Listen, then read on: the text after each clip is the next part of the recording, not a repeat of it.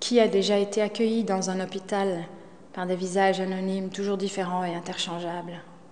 Et qui a déjà été informé de manière toujours succincte ou lacunaire, la plupart du temps au téléphone, comprendra la reconnaissance éperdue qui me saisit lors de ma 3e visite à la Riboisière. C'est la première dans l'après-midi et déjà, la routine. J'ai traversé la moitié de Paris à vélo, craché mes poumons dans le sinistre boulevard de Sébastopol, grimpé celui de Magenta, tout aussi pollué, garé mon vélo rue Ambroise Paré. Je franchis alors l'entrée principale, emprunte la grande galerie, tourne à droite dans le secteur jaune, monte les 2 étages, sonne à l'interphone, retiens ma respiration, patiente, le temps qu'une créature ouvre la porte blindée. Comme une nuée d'infirmiers travaillent dans le service, hommes et femmes portant tous des vêtements identiques et parfois des masques dissimulant leurs traits. Oh, comme ils sont tous gentils et pleins d'égards. Je ne sais jamais à qui j'ai affaire, ne cesse de les confondre. Or ce jour-là, la porte s'ouvre sur une jeune femme à visage découvert. Un bel ovale diaphane au regard clair. J'ai une fraction de seconde l'impression de la reconnaître, mais de manière si fugitive et vague que mon pressentiment s'envole. Je la fixe dans le sas d'entrée. L'éclat de son sourire me rappelle à l'évidence une autre jeune femme enfuie dans le passé et dont j'échoue à nommer la physionomie. Le son de sa voix achève de me troubler. Je reconnais ce timbre qui n'a pas changé, mais d'où sort-il? Qui est cette belle jeune femme en blouse blanche à l'expression si sympathique? Je remarque qu'elle aussi me dévisage avec une insistance bizarre. Ses yeux posent des questions que sa bouche n'ose formuler. Se souvient-elle à son tour de quelque chose? De quelqu'un? C'est alors que je prononce le patronyme de Blaise en donnant le mien. Le grain de ma voix, accolé à ce nom, agit comme un sésame. Son visage s'illumine. « Ariane, la fille de Robert, rue de Bretagne, tu me reconnais ?»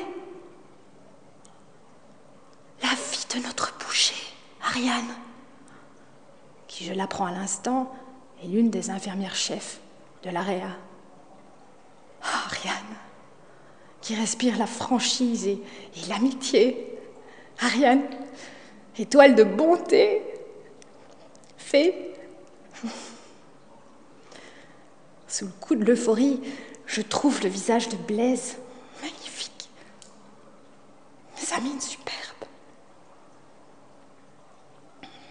La peau de son front est toujours aussi lisse, d'un éclat à faire pâlir toute la planète botoxée people.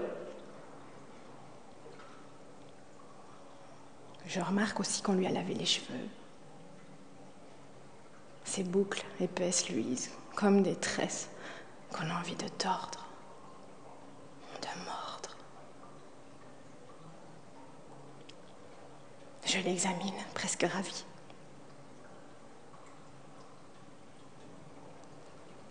Il va être endormi encore quelques jours, car le traitement principal consiste à lui faire des pansements chirurgicaux 2 fois par jour.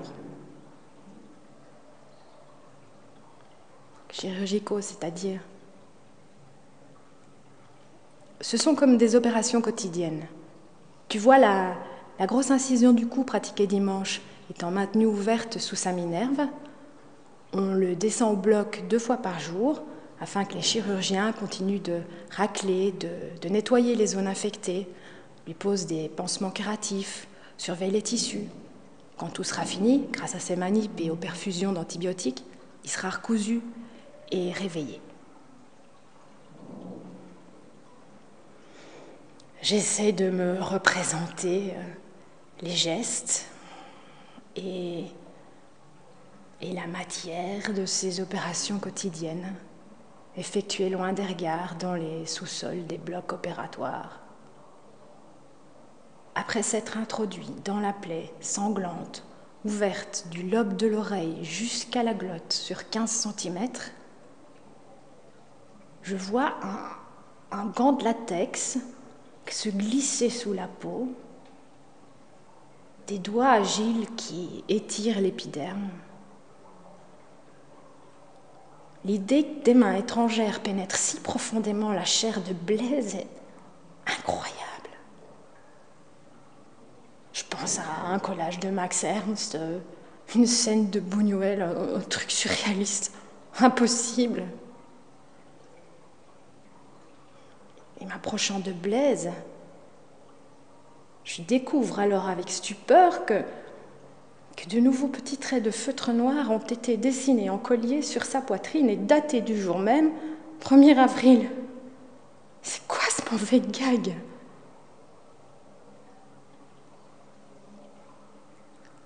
L'infection est un peu descendue, c'est vrai, fait-elle d'une voix plus morne. La fièvre ne tombe pas, mais rassure-toi, le médiastin est intact.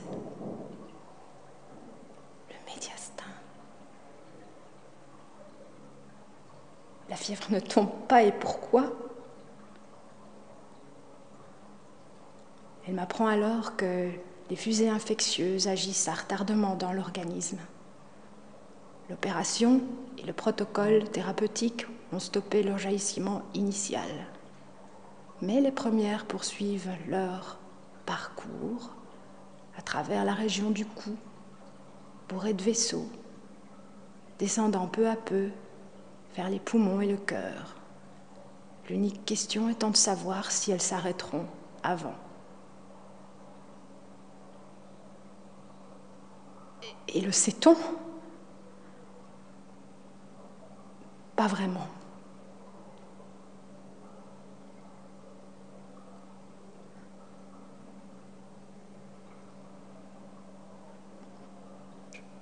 Je ne l'écoute plus.